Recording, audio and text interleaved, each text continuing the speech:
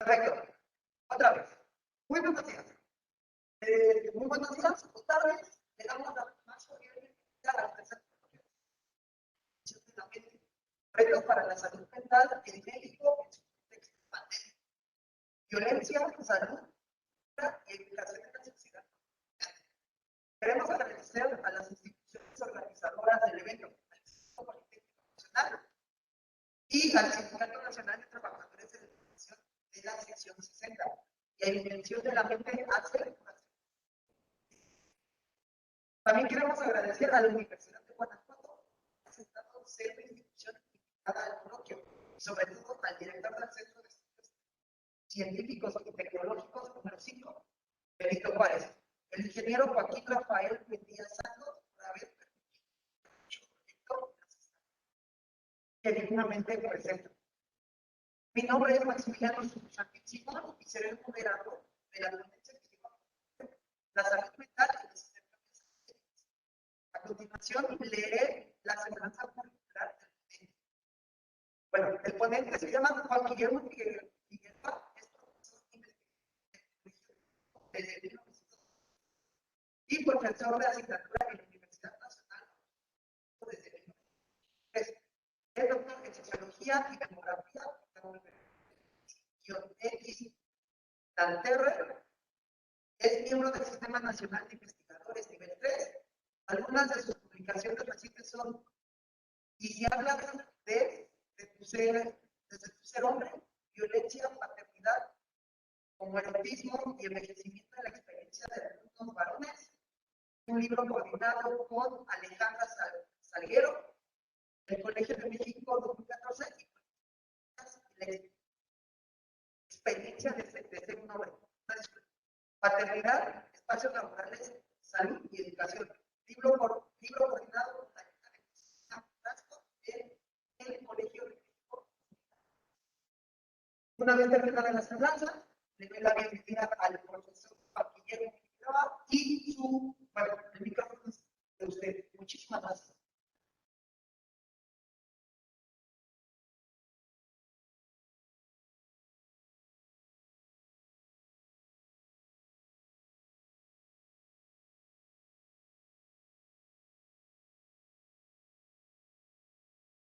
Les digo, voy a empezar la presentación. Nada más les hago una pequeña pregunta. ¿Sí escuchan bien lo que estoy proponiendo, hablando? Claro que sí, profesor, se escucha fuerte y claro. Perfecto. Miren, una de las formas que trabajo yo soy filósofo. Entonces, no voy a proponerles una presentación, como dicen ahora los expertos en tecnología, de compartir pantalla, sino de que quisiera compartirles algunas reflexiones. Y me gustaría enormemente que las personas que están presentes, no importa el número de las mismas, les genere sentido como para dialogar y pensar juntos, pensar juntas. Yo suelo numerar mis apuntes y tengo 10 elementos que quisiera proponer, cuidando lo más posible el tiempo, pero me agradaría enormemente que después de la exposición hubiera la posibilidad de escuchar reacciones, preguntas, reflexiones, incluso discrepancias con lo que estoy proponiendo. Cuando me hicieron favor de invitarme, vi en el programa que habían puesto la salud mental en los intercambios académicos. Yo había registrado una presentación con un título un poquito distinto, pero no importa. O sea, la idea es más o menos pensar sobre el tipo de intercambios que se dan en la vida académica entre docentes y estudiantes, y yo lo voy a hablar sobre todo en estudiantes de posgrado. Entonces yo le puse a mi presentación, desde mi lógica personal, silencios y malestares en la relación entre docentes y estudiantes. Precisamente por los muchos años que tengo acompañando estudiantes, quiero dedicarle esta presentación a mis estudiantes de más de 4 décadas de generoso trabajo docente. Y cuando digo generoso, es más por parte de ellos que mía. Yo sigo pensando, como diría Paulo Freire, que la docencia permite seguir aprendiendo. y llevo 40 y tantos años, 42, 43 por lo menos, ejerciendo la docencia y por ende aprendiendo de estos queridos y queridas compañeros de vida académica, como yo los llamo. Ese fue el primer punto. El segundo punto es que quiero ser muy claro desde dónde estoy hablando. Yo no hablo desde la psicología estrictamente hablando, sino hablo desde la filosofía, que es mi formación, y desde una experiencia sociopedagógica de más de 40 años, como acabo de mencionar. Es decir, puede que mi interpretación de la salud mental, como se le llama al Congreso, tenga algunas variantes a lo que trabajarían algunos psicólogos y psicólogas. Y no importa, podemos dialogarlo. Yo cuando escucho la expresión salud mental, a mí en lo personal me mete un poco de complicación analítica, reflexiva, porque a mí me gustaría más hablar de salud emocional. Viniendo de la filosofía, tengo la impresión que a ratos se exagera el peso de la racionalidad y no quisiera pensar que lo mental alude básicamente a la razón, sino quisiera imaginarme que también le da un buen espacio a las emociones. Por lo que acaba de decir Maximiliano, yo espero que lo hayan escuchado. Yo trabajo mucho con hombres, trabajo mucho masculinidad, ¿sí? Y una de las grandes críticas que se hace a los modelos que aprendemos de masculinidad es que se sobredimensiona, se sobrepondera el factor racional en los hombres. Y a veces se minimiza, se trivializa el aprendizaje de género que tienen las mujeres sobre las emociones. Entonces, yo no quisiera hablar de salud mental, sino preferiría hablar de salud emocional. Y lo interesante, dando yo clases de metodología y de epistemología, es que traté de buscar en la literatura una vez más qué se entiende por salud mental y qué se entiende por salud emocional. Y lo que descubrí es que sigue habiendo como ambivalencias y confusiones en lo que se interpreta por una y por la otra. De hecho, una colega me envió recientemente un artículo publicado en 2020, muy reciente, en la Universidad de Antioquia, en Colombia, en Medellín, Colombia, y el título del artículo se llama Experiencias de promoción de la salud mental en países latinoamericanos. Y le pone como subtítulo de qué promoción se trata. Y en pocas palabras, lo que ellas y ellos, los autores de ese texto, encuentran es que hay mucha gente que cree que promover salud mental es evitar trastornos mentales. Esa es una variante. Y hay intervenciones para tratar de hacer eso. Pero hay otra que ellos le llaman una aproximación positiva, que es promover bienestar mental, promover bienestar emocional, promover de alguna manera cierta estabilidad, cierto bienestar, cierto equilibrio en en la forma en que un sujeto o una sujeta manejan sus emociones, las tensiones a las que se enfrentan, los problemas a los que se les da cotidianidad de la vida, pero insisten mucho en las dos lecturas de múltiples intervenciones que ellos revisan, en que hay una carencia de reflexión sobre el poder en la salud mental. Es decir, lo que ahora muchas colegas feministas denominan empoderamiento del sujeto. Es probable que yo pueda prevenir trastornos mentales empoderándome mentalmente, empoderándome emocionalmente, buscando cierto tipo de bienestar. Voy a jugar con adjetivos psicológicos, emocionales y mentales. Bienestar en esa lógica, es probable que evite cierto tipo de trastornos. Mi interés desde hace muchos años es discutir las relaciones de poder en la vida académica por las diferentes jerarquías que tenemos los personajes que participamos en la vida académica. Entonces me interesa enormemente ver si visibilizamos o no las tensiones que se pueden generar en los intercambios de la vida académica. Por eso paso al tercer punto. Yo tengo claro que los estudios universitarios, por haberlos estudiado en algunos momentos como mis posgrados, pero al mismo tiempo por haber acompañado a estudiantes en diferentes espacios universitarios, que esos estudios universitarios pueden generar tensiones, pueden generar estrés, angustias e incluso afectaciones a la autoestima y a la salud mental o emocional de los estudiantes, pero también de los propios docentes. Sin embargo, yo le llamé silencios y malestares por dos razones. Porque tengo la impresión que muchos participantes de la vida académica tenemos poca práctica de nombrar públicamente nuestros malestares. Tendemos a callarlos, tendemos a silenciarlos o a que alguien los silencie. Es decir, no te quejes. La vida académica tiene presiones, tiene demandas, tiene un ritmo de trabajo determinado y pareciera que si alguien es dado a nombrar y a socializar sus malestares, puede ser descalificado como poco apto o poco apta para la vida académica. Ahora, en este momento, yo creo que es muy relevante mencionar que los docentes tenemos un papel muy importante, una responsabilidad muy relevante en acompañar las tensiones, los malestares y los ritmos de trabajo de nuestros estudiantes. Trabajo de tiempo completo en una institución muy reconocida, pero por un discurso de excelencia académica, que cada vez que lo pregunto qué quiere decir, qué implica, hasta dónde se puede llegar para alcanzar la excelencia académica, genera una serie de incomodidades en muchas personas, porque no está claramente identificado. Al mismo tiempo, llevo más de 40 años, casi 40 años dando clases en la UNAM, y la lógica de presión es muy distinta. Pareciera haber como mucho más diálogo con los ritmos de trabajo de los estudiantes.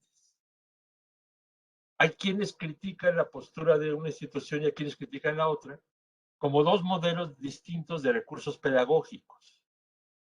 A lo que voy es, yo tengo la impresión que hay poco diálogo sobre malestares, porque hay una falta de formación de nosotros y nosotras las docentes, que nos hace incapaces de identificar malestares emocionales en los estudiantes, en nuestros estudiantes.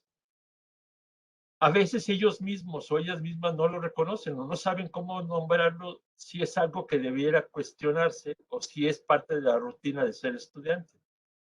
Pero todo eso tiene que ver con la ambivalencia que genera asumir que la presión, a veces extrema, de trabajo es el recurso pedagógico más adecuado para generar resultados de excelencia, minimizando en algunos momentos que eso puede generar malestares e incluso puede generar problemas de salud mental e incluso trastornos mentales, como dije hace un momento, de la falta de autoestima. Termino el apartado 3 diciendo, yo que vengo de la filosofía, diríamos que en la filosofía del lenguaje, que lo que no se nombra, uno acaba creyendo que no existe. Yo tengo la impresión que hay muchos malestares en la vida académica que por no nombrarlos suponemos que todo va bien. Y yo quiero, y llevo algún tiempo trabajando en eso, nombrarlos en dos sentidos. En el sentido de violencia psicológica, yo creo que hay violencia psicológica en la vida académica, no únicamente de profesores a estudiantes, aunque eso se da en muchos sentidos, por las diferentes jerarquías o el diferente ejercicio del poder, pero incluso también del estudiante consigo mismo o consigo misma. Viniendo yo también de la sociología, Pierre Bourdieu habla de la violencia simbólica. Ese tipo de presiones que uno mismo se compra, que uno mismo introyecta, que uno mismo asume, y que a lo mejor uno mismo se está, como dicen algunos filósofos actualmente, se está explotando a sí mismo, se está presionando a sí mismo, se está quitando el derecho al descanso, al tiempo libre y demás, porque pareciera que uno entendió que ser estudiante de excelencia es dedicarse exclusivamente al estudio, como si la vida cotidiana, como si los descansos, como si las recreaciones no tuvieran legitimidad. Por eso paso al punto 4. Puede ser muy esquemático, pero les comento a las 3, 4 personas que están y a quien llegue a escuchar este video, que con todo gusto podemos compartir textos y reflexiones escritas sobre el tema. En el punto número 4 de los 10 que quiero desarrollar, quisiera citar algunos insumos que ya se han desarrollado, ya se han generado para estudiar lo que aquí se le nombró la salud mental en los intercambios académicos. Y uno de ellos que es muy relevante es una encuesta mundial que se hizo con investigadores entre 2019 y 2020, o sea, muy reciente, que es sobre salud mental en la vida académica.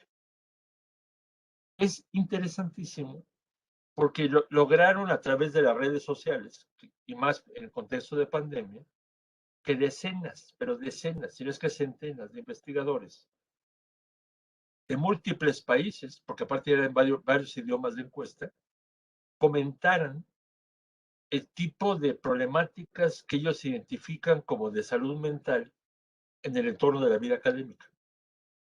Académicos, no estudiantes, académicos, hablaban de sentirse abrumados en el trabajo.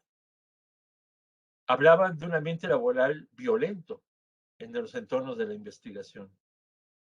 Hablaban de presiones exacerbadas, y subrayo la palabra, para publicar, para producir resultados de investigaciones que a veces requieren reflexiones mucho más pausadas.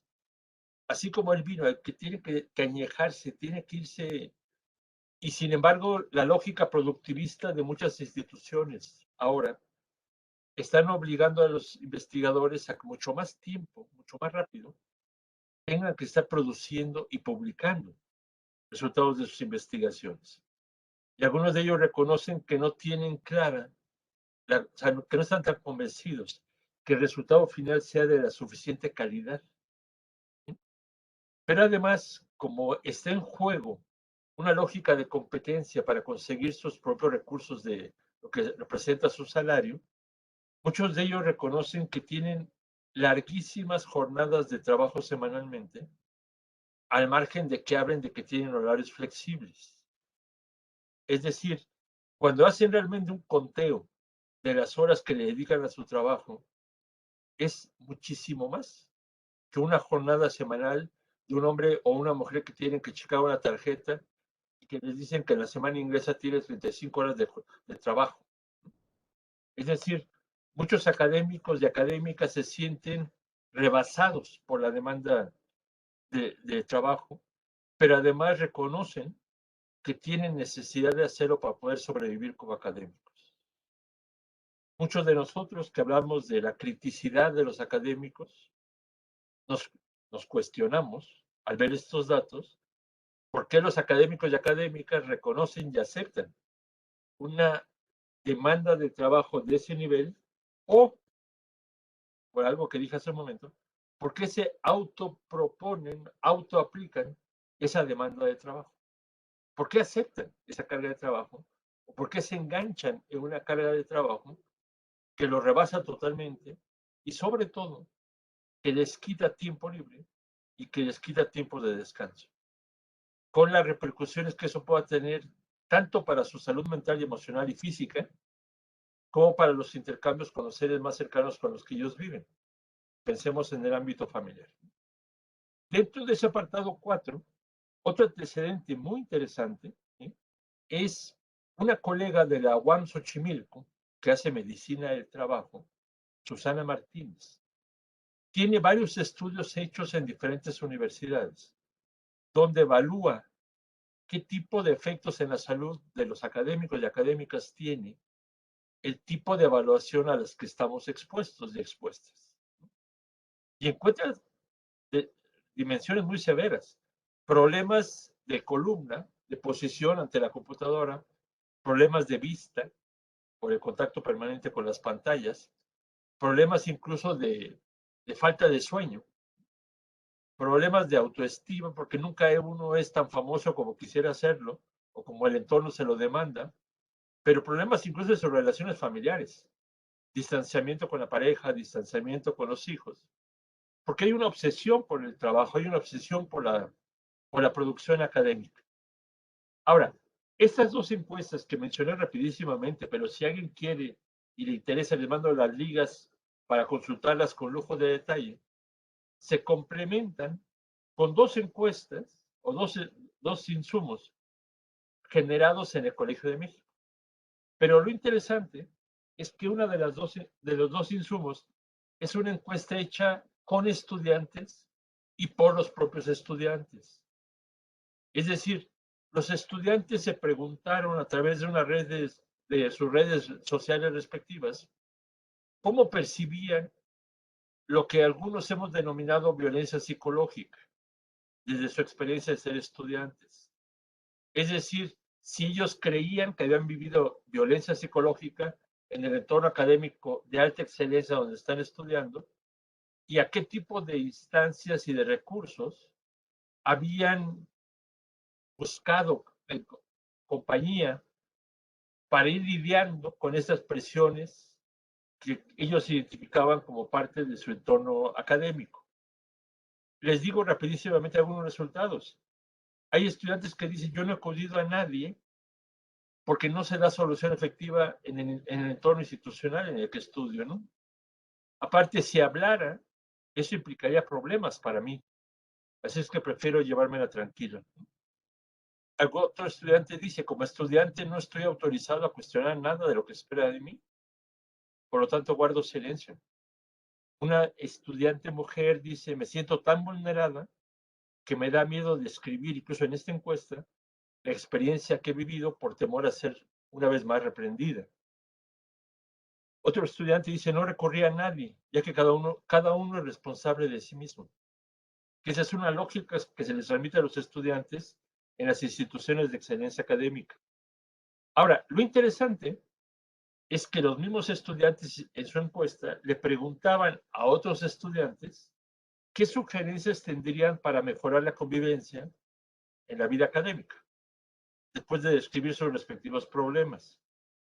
Y lo que es genial, y me gustaría dialogarlo con profesores del Colegio de México y de otras instituciones, es que ellas y ellos, estudiantes nuestros, recomiendan talleres de pedagogía obligatoria para los académicos. Talleres que de alguna manera les enseñen a los estudiantes, a los profesores, a tener buen trato con sus respectivos estudiantes. Y algo que se me hace genial, muy sugerente, vamos a llamarle así. Ellos recomiendan evaluar psicológicamente a los profesores antes de contratarlos, porque temen, desde su lectura, que hay gente que tiene problemas emocionales, problemas mentales, dirían algunos, y que acaban siendo estos profesores que a su vez detonan agresividad, violencia, lo que yo le llamo iatrogenia docente, en la experiencia de los estudiantes. Por eso, termino el apartado 4 con un documento que hicieron estudiantes de un doctorado en estudios de población del Colegio de México, que, que deben terminar su doctorado el año próximo, 2022. Lo empezaron hace 3 años, en el 18. Ellos hicieron un documento que se llama una propuesta de reflexión y de acción para la prevención de la violencia institucional en el Colegio de México. Hay dos elementos que quiero nada más destacar de un largo documento y muy sabroso documento. Ellos dicen, si la Ley Federal de Trabajo establece que la jornada promedio de un trabajador, trabajadora, es de alrededor de 35 horas a la semana, ¿qué sucede cuando las cargas académicas de un estudiante de posgrado rebasan de sobra esas 35 horas? ¿Por qué no, dicen ellas y ellos, no definimos y acordamos y negociamos cuál es el sentido y el significado de ser estudiante de tiempo completo? ¿Realmente será como las tiendas que dicen 24/7, que uno está disponible para cualquier momento?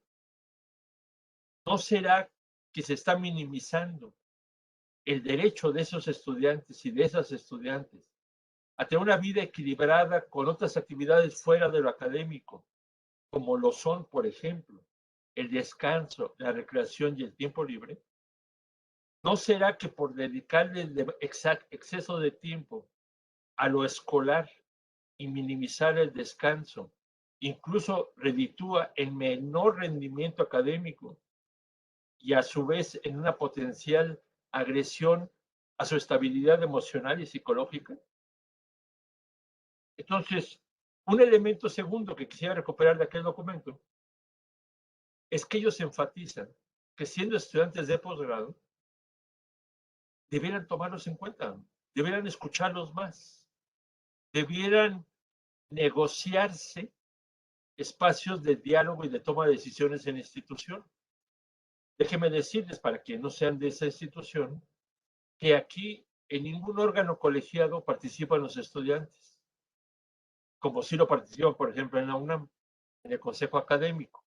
Entonces, ellos sienten que son tratados de manera paternalista, pero algunos de ellos y algunas de ellas sienten que eso violenta sus propios derechos a ser tomados en cuenta. Entonces, cualquiera que llegue a escuchar esta presentación y que tenga interés, yo les puedo compartir los 4 documentos de los que estoy haciendo referencia, o las 4 variantes, conjuntos de documentos. Paso rápido al apartado 5.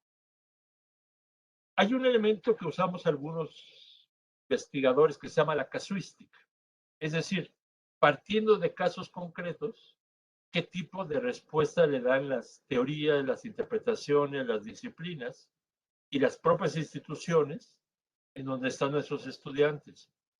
Es probable que alguien de quien esté escuchando y vaya a escuchar recuerden el caso de una alumna del ITAM de quien se dijo que se había suicidado. Pocos días después, su propia mamá envió una comunicación por redes sociales diciendo, estrictamente hablando, no fue un suicidio. Lo que sucede es que mi hija padecía de epilepsia y ese día fue, por lo que dicen sus compañeros, humillada, calificada con mucho desprecio por un profesor. Ella hablaba de maltrato docente, que rebasó por mucho las presiones escolares aceptables, y pensemos que es lo aceptable, y que a raíz de la presión de esa práctica docente agresiva, podríamos llamarle, por no decir violenta, tuvo una crisis epiléptica y falleció. Es clarísimo que ella no se suicidó, es clarísimo que el profesor no la mató, pero lo que parecía también claro es que parece haber una asociación entre el tipo de retroalimentación o descalificación desde la figura de un docente y lo que fue la salud emocional y la estabilidad física y emocional que tenía la alumna. Por eso, retomo otro caso que me llama mucho la atención. Por los años de docencia que tengo, he recibido en muchas ocasiones peticiones de exalumnos y exalumnas que van a postular a un trabajo, que van a postular a otro posgrado, para que les haga cartas de recomendación. Y ahora es de lo más frecuente que las cartas de recomendación sean digitalizadas, sean hechas por el sistema de computadora que proceda. Pero me llama la atención que en instituciones donde yo he dado clases, como lo es el Colegio de México, como lo es Flaxo, la Facultad Latinoamericana de Ciencias Sociales, se le pregunta al profesor que está recomendando a un estudiante si tiene la salud mental para competir escolarmente. Y lo que me parece interesantísimo es preguntarnos qué significa tener la salud mental. ¿Será fortaleza emocional? ¿Será fortaleza mental? Pero además se dice en los formatos para competir escolarmente. ¿Qué significa competir? Enfrentarse a otras personas para ver quién es el mejor. ¿Sí? Enfrentarse a otras personas para poner el pie de punto para que uno llegue primero. O competir es compartir conocimientos para avanzar colectivamente. Y son dos lógicas totalmente diferentes. Entonces, incluso en la propia institución donde yo trabajo, el formato dice, si fue su estudiante, díganos en qué lugar ocupó en la clase que usted les daba. Y yo me pregunto, ¿será diferente que sea el primer lugar o el octavo lugar? Hay una obsesión, diría yo, por la cuestión de la competitividad, por la cuestión de la clasificación de los sujetos. Y lo que yo me pregunto es si transmitirles a ellos esa obsesión por clasificarlos no deteriora y agrede su salud mental. Porque a lo mejor el que esté en primer lugar le va a ir muy bien por el autorreconocimiento. Pero a lo mejor el que está en quinto lugar tiene un buen rendimiento en sus respectivos ritmos y tiempos.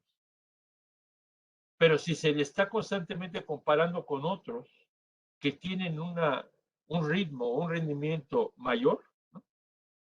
Yo no sé si eso sea sólido ética y pedagógicamente hablando.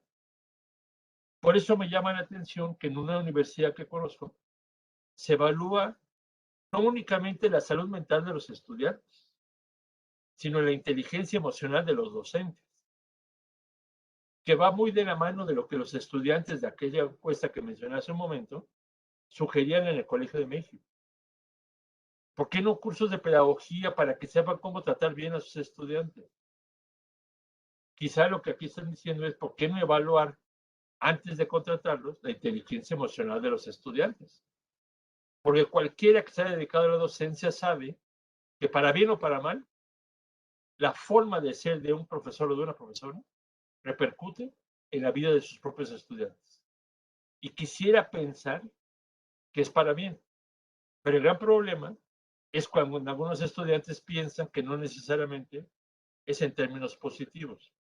Ahora, en varias instituciones, y voy a citar otras dos, Flaxo y CIDE, exalumnos me han confiado que en su bienvenida al posgrado les decían que estaba prohibido que hubiera asociaciones de estudiantes.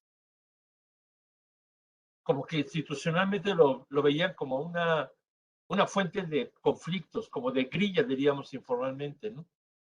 Y muchos estudiantes contestan en la encuesta que el mejor apoyo que han tenido es de otros estudiantes. Entonces, el hecho de que no se legitimen asociaciones de estudiantes y peor aún, que se prohíban. Y por otra, que esos estudiantes, asociados o no, no puedan participar en grupos colegiados, los dejan como de alguna manera en vulnerabilidad, los, los remite a prácticas solitarias de ser estudiante. De alguna manera incluso les inhibe el hecho mismo de poder ejercer lo que yo le llamo y denomino agencia estudiantil. Pasemos rápido al punto 6. Un elemento que me parece muy interesante es, acabo de hablar del concepto agencia estudiantil.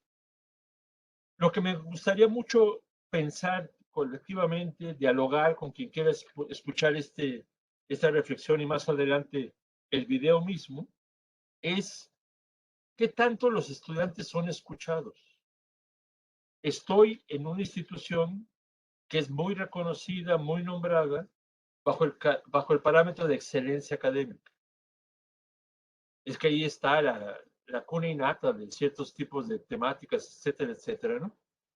Pero además es muy conocida porque fue la primera, hasta donde recuerdo, que creó un programa de estudios de la mujer, estudios feministas sobre la mujer, hace ya 38 años, en 1983.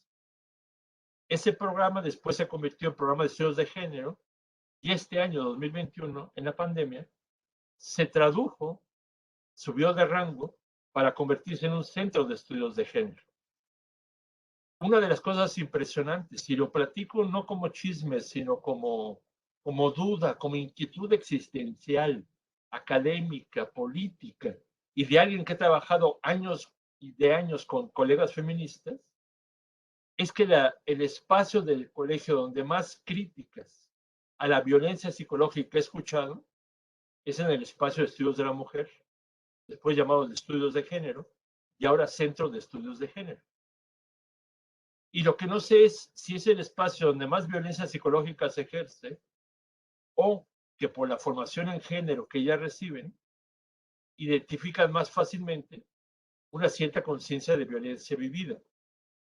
El año pasado, 2020, varias alumnas de esa generación usaron un recurso de agencia que es, y que incluso que cuestiona el silencio, que es sus propias tesis en el apartado de agradecimientos, lo usaron para protestar por la violencia recibida.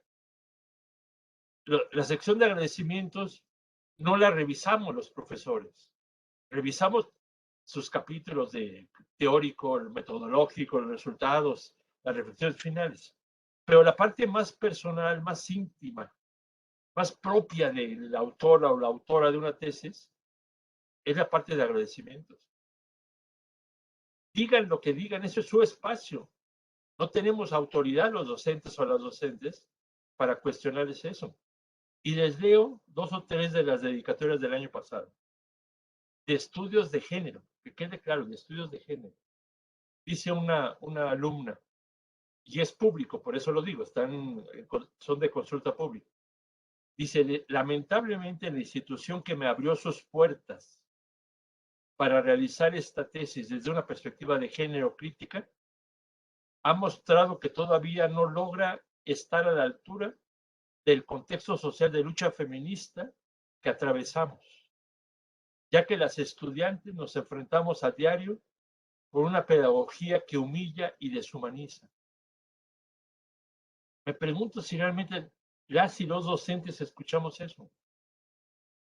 Otra alumna de la misma generación dice, esta dedicatoria es una crítica a la pedagogía de la institución y quienes la conforman. Dice, y quienes lo conforman, ya que creemos que los estudios de posgrado deberían ser espacios de reflexión y retroalimentación, en los que el conocimiento se construye, se dialoga y se comparte. ¿Sí? Sin embargo, mi compromiso con ustedes, se lo dedica a 3 compañeras que fueron dadas de baja, es trabajar para no replicar en otros espacios las enseñanzas de maltrato que esa institución me ha dado. Recuerden, son alumnas de género, son alumnas que estudian feminismo, son alumnas que estudian las relaciones de poder entre los géneros. Y lo que ellas perciben es que la institución tiene un sistema de pedagogía, y una de ellas lo pone entre comillas, que las humilla y las deshumaniza. ¿Qué tipo de diálogo como docentes establecemos con estos reclamos, protestas? Me recuerda mucho a una antropóloga feminista muy citada en los últimos años, que es Rita Segato, y quien habla de una pedagogía de la crueldad. Y lo que ella dice, Rita Segato, está hablando de los hombres.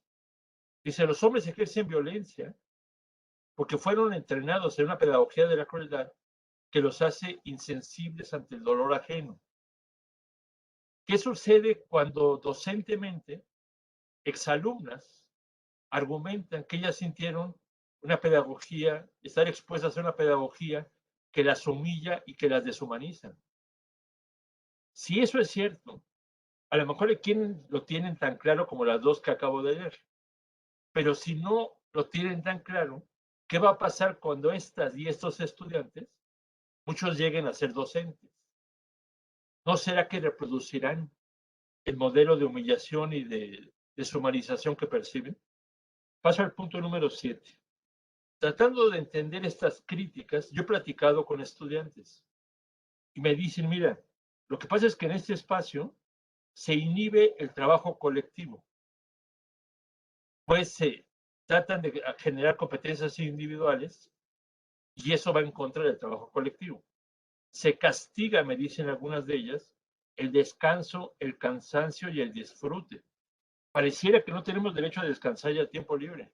Se nos dice desde que entramos, y eso me lo han dicho alumnas del CIDE, de Flaxo, que no van a tener vacaciones durante todo el posgrado. Porque ser alumno de posgrado o alumna de posgrado en una institución de alta demanda es dedicarse de tiempo completo, incluyendo las vacaciones o las supuestas vacaciones. Pero eso lo que supone es que se olviden de su vida cotidiana. Y no sé si eso violenta la salud mental de la que está hablándose en este encuentro y la salud emocional. Algunas de ellas me decían, y algunos me lo han dicho también, nos entrenan a que cuando comentamos a una compañera o compañero, tenemos que hacerlo destructivamente, si no, no somos buenos comentaristas.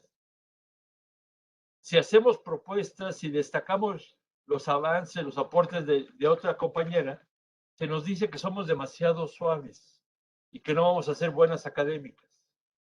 Incluso en una actividad que hicieron muchas alumnas del colegio que se llamó Aquí también pasa, refiriéndose al acoso sexual, una de las alertas que ellas ponían era que las mismas profesoras a veces las trataban más duro a las mujeres para hacerlas fuertes ante el mundo que les esperaba. Me pregunto como filósofo, ¿eso es pedagogía? ¿No tiene dosis de violencia psicológica esto? ¿No tiene dosis de reproducir una pedagogía que humilla, que deshumaniza, como ellas mismas dicen? Paso rápido al punto número 8. Al margen de esto, yo creo que hay que pensar en un entorno de relaciones entre docentes y estudiantes, ¿qué tipo de acompañamientos institucionales existen? Hay muchas universidades en diferentes partes del mundo, y en México también, como la Autónoma de Nuevo León, me consta, que tienen espacios de consejería permanente para estudiantes que sienten que tienen un problema de tensión emocional, de crisis psicológica, estrés desproporcionado, lo que ustedes quieran. Pero muchas universidades no lo tienen. Y pareciera que cada estudiante tiene que resolverlo por su cuenta. Como uno de ellos dijo, yo soy responsable de mí mismo, ¿no? Hace un momento escuchaba en este mismo encuentro a colegas que están dando apoyo emocional en el propio colegio por la crisis de la pandemia.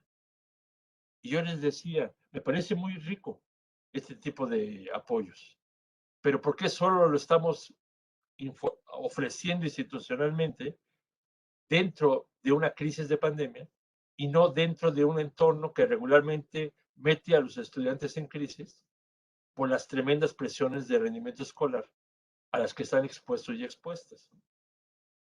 Hay universidades norteamericanas que tienen cabinas para llorar. No sé si es la mejor estrategia, pero de alguna manera le permiten, invitan a los estudiantes cuando se sienten tensos, cuando se sienten agobiados, agobiadas, que se suelten, que lloren, que reconozcan como la tensión en la que están inmersos.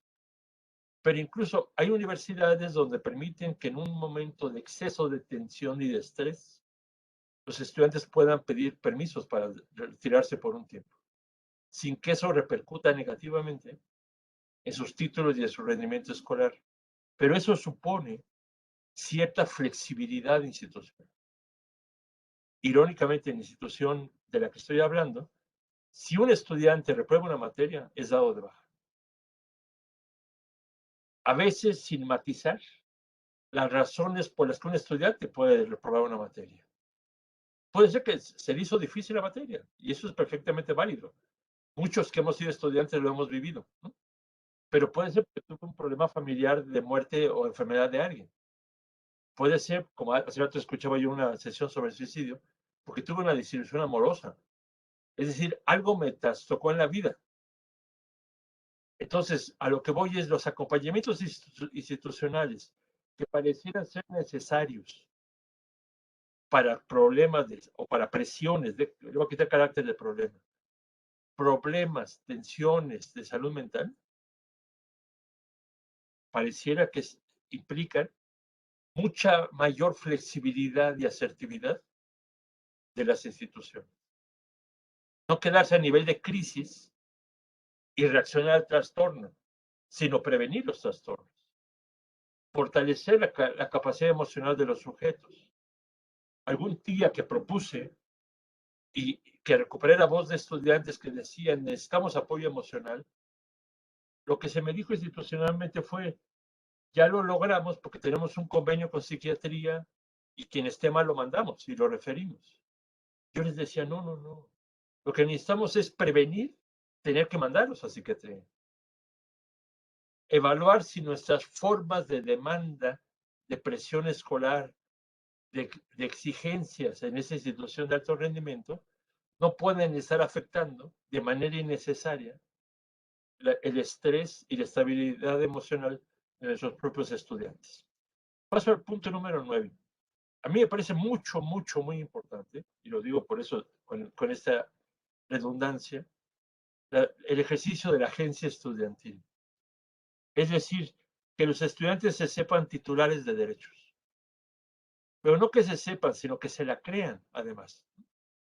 Es decir, que sepan identificar momentos en que están siendo violentados, agredidos, incomodados, pero de manera innecesaria, de manera injusta, de manera violenta, pero que no se queden callados o calladas por temor a represalias como tantas veces me lo han dicho, sino que haya instancias transparentes donde incluso, algo que nunca he logrado en varias instituciones, que los docentes les ofrezcamos disculpas a los estudiantes cuando nos equivocamos. Yo estudio paternidad y suelo decir, una paternidad que nunca pide disculpas, entrena a los hijos e hijas a que uno nunca tiene que reconocer que se equivoca. Una docencia que nunca pide disculpas hace exactamente lo mismo. Por eso, un elemento interesante que los estudiantes han demandado, y lo dije en el apartado 4, es que los profes aprendan pedagogía, que los profes aprendamos a identificar y acompañar malestares emocionales de nuestros estudiantes, que profes y profesoras escuchemos a los estudiantes, atendamos a nuestros estudiantes y les recordemos que tienen derecho a la recreación y al tiempo libre, incluso siendo estudiantes de una institución de alto rendimiento. No es incompatible. Es más, puede que mejorara hasta el rendimiento global académico si se saben con el derecho a descansar cuando así lo necesitan. Por eso paso rapidísimamente al apartado número 10. Un elemento interesante es que hay ya mucha práctica de otras universidades de hacer inventarios o cuestionarios, tests, como le quieran ustedes llamar, de desgaste estudiantil para evaluar incluso el estrés estudiantil. El estrés estudiantil no es sinónimo de mal rendimiento del estudiante. Es sinónimo de algo que está fallando. Y estamos hablando en un contexto de salud mental. Y lo que es muy claro por lo que acabo de compartirles es que los profesores pueden ser partícipes del deterioro de la salud mental de sus estudiantes. Por eso, queridísimas pedagogas han dicho que tenemos que pasar de una pedagogía del miedo y de la vigilancia a una pedagogía de la corresponsabilidad y de empatía. Por ejemplo, ¿por qué no platicarles a nuestros estudiantes cuál era nuestra experiencia como estudiantes? Compartirles nuestras contradicciones y nuestros miedos anecdóticamente de cuando nosotros éramos estudiantes. Es decir, humanizarnos como docentes para hacernos más legítimamente interlocutores de nuestros propios estudiantes. Incluso evaluar críticamente cuál es el nivel de presión aceptable para un estudiante. Se me hace desproporcionado cuando se piensa en ese 24/7 del que hablan los negocios. Un estudiante tiene derecho al descanso. En salud mental se enfatiza tanto la necesidad del buen sueño. ¿Qué pasa cuando los estudiantes, me lo han dicho en varios momentos, se despiertan alertas de cosas que tienen pendientes de hacer en su trabajo y a veces ya no pueden seguir durmiendo y a veces optan por pararse a trabajar en eso en lugar de poder descansar con todo lo saludable que es un buen sueño? Por eso recientemente he usado mucho la categoría ¿cómo construimos una vida académica libre de violencia? ¿O es una fantasía eso? Yo creo que una vida académica libre de violencia podría promover una estabilidad emocional, evitando tensiones innecesarias. Y creo que hay dos vertientes. Una es estimular el bienestar psicológico, emocional, mental de nuestros estudiantes. Y la otra, que es totalmente la opuesta, pero es complementaria, por lo menos evitar la violencia psicológica de nuestros estudiantes. La primera es como el derecho máximo, la segunda es el derecho mínimo. Termino diciendo, yo le puse a la presentación mía silencios y malestares. Esto que estoy compartiendo aquí públicamente, lo he compartido con estudiantes, con profesores, con autoridades, y la respuesta que más frecuente he recibido es el silencio. Pero de todos, de todas. Y me he preguntado como filósofo por qué se silencia el tema de la violencia psicológica, de la iatrogenia docente. No sé si es complicidad, no sé si es indiferencia, no sé si es omisión de alguien, si es miedo a otras opciones de intercambio académico, o simplemente, y no es cosa menor, si es no haber comprendido lo que ética y pedagógicamente es aceptable como presiones académicas. Entonces, aquí termino y si alguien tuviera algún comentario, es más que bien recibido, pregunta, discrepancia, con toda la confianza del mundo. Muchas gracias.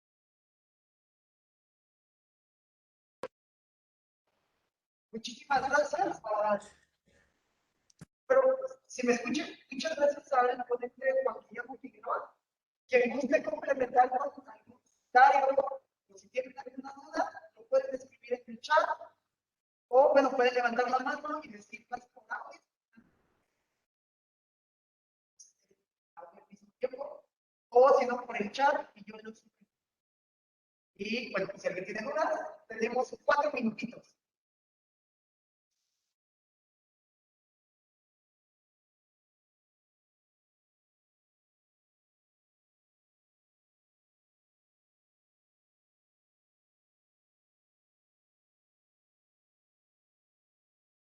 Veo que Gabriel escribió en el chat y te lo agradezco. Yo que sé que dar importancia en el ambiente académico. Hay muchos silencios de los estudiantes por miedo y por temor a represalias. Y eso no dignifica la vida académica.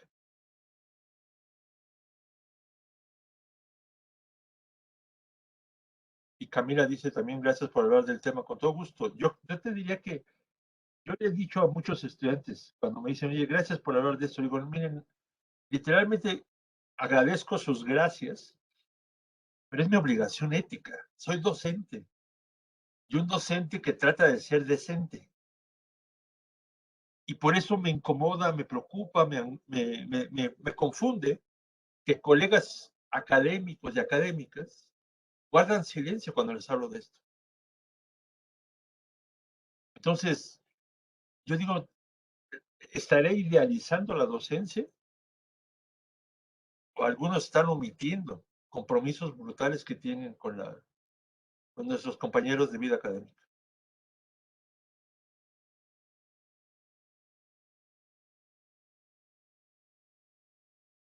Hay una compañera, Juliana, que dice cómo poder meternos en las instituciones para presentar talleres, cursos a los docentes, cómo generar los permisos.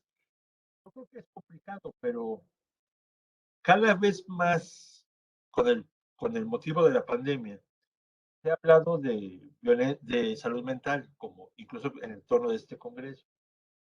Yo creo que lo que hay que asegurarse es que no se discuta menos cuando acabe la pandemia, que se reconozca que las presiones diversas en el mundo académico generan tensiones emocionales y mentales. Entonces, que no nos limitemos a resolver trastornos mentales, sino que incursionemos en prevenir trastornos mentales, en evaluar si nosotros como docentes, nosotras como docentes, tenemos la capacidad de ser docentes. Hay mucha gente que da clases que no está formada para ser docente, y no lo estoy criticando. A lo mejor son buenos ingenieros, buenos abogados, pero una cosa es ser buen abogado y otra cosa es saber dar clases de derecho. Entonces, a mí no me parece nada descabellada la sugerencia de estudiantes de que los docentes tomen clases de pedagogía.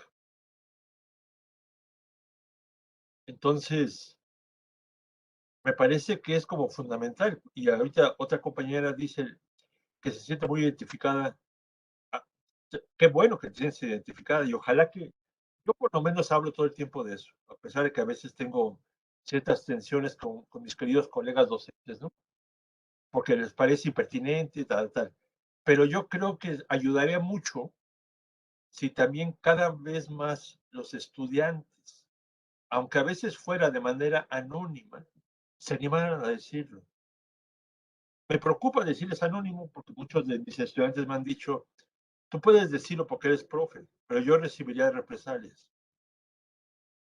Ojalá que hubiera cada vez más estudiantes que se animaran a mencionarlo, como para que los docentes y las docentes ya no pudiéramos quedarnos callados, sino que realmente le respondiéramos y le hiciéramos honor al intercambio que significa ser docente.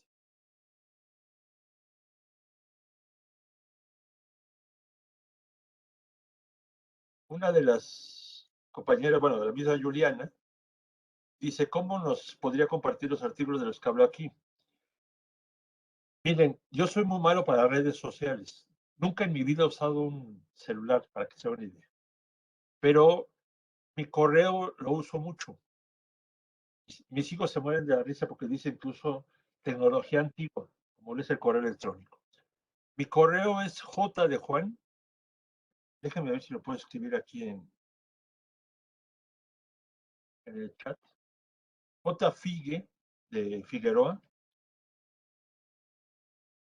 Ya lo puse ahí en el chat. Es jfigue.colmex.mx. Lo que les decía hace un momento, yo no sabía que Maximiliano me iba a presentar con, yo digo de broma, con mis antecedentes penales, hablando de doctorados y esas cosas extrañas. Yo siempre tiendo a decir que me presenten como Puma de corazón. Y no solamente por el cariño a la UNAM y a su equipo de fútbol, sino porque en la UNAM y en muchas universidades públicas, cuando uno o cuando una se titula, le piden que uno prometa o que una prometa que va a usar el conocimiento para acompañar a la sociedad. Yo tengo la impresión que muchos docentes se nos olvida eso. Entonces, si cualquiera de ustedes, Juliana o cualquier más, y de las que escuchen después la presentación, interesan estos textos, escríbanme y con todo gusto se los comparto. Es una manera de hacer más amplia la reflexión y potencialmente cuestionar ciertos ejercicios de violencia docente. No sé si alguien más quiera comentar algo.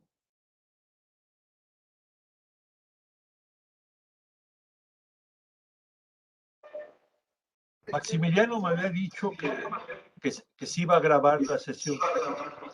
Entonces, si alguna o alguno de ustedes cree que puede servir para estimular un debate en otro lugar, pídanle a Maximiliano la liga para hacerlo y igual lo pueden decir a cualquier persona que no hay ninguna restricción para compartirles los textos, porque son textos todos publicados. Claro que sí, muchísimas gracias. De hecho, se está trabajando esta ponencia, pero bueno, le agradecemos a cada uno de ustedes que han sido partícipes en nuestra. Muchísimas gracias al ponente. Con todo gusto. Perdón. Muchísimas gracias al ponente y a los invitados, y los invitamos a seguir conectados en las demás. Cuando puedas, Maximiliano, mandarme la liga para poder compartirla con otros estudiantes.